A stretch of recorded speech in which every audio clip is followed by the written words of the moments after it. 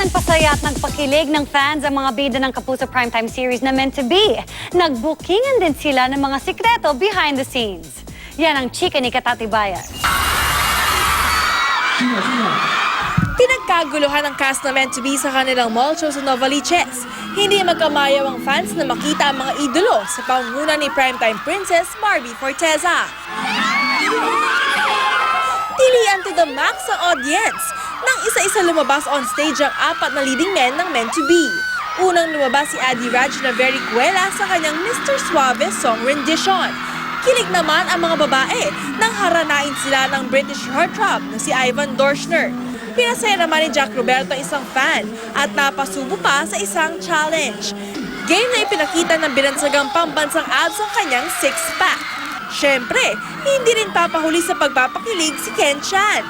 Kung gaano kakulit ang cast sa mall show, mas makulit pa raw sila sa set. May bookingan pa nga ang isa't isa sa kanilang off-cam moments. Si Adi, magaling mag-bake. Marunong siyang mag-bake. Hindi alam ng tao kay Barbie. Nag-aaral kasi siya ngayon. So nagdadala ng textbook sa set.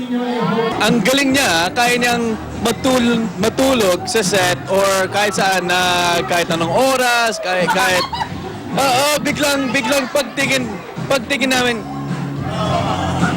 Mahilig siya sa peanut butter. Tama, mali?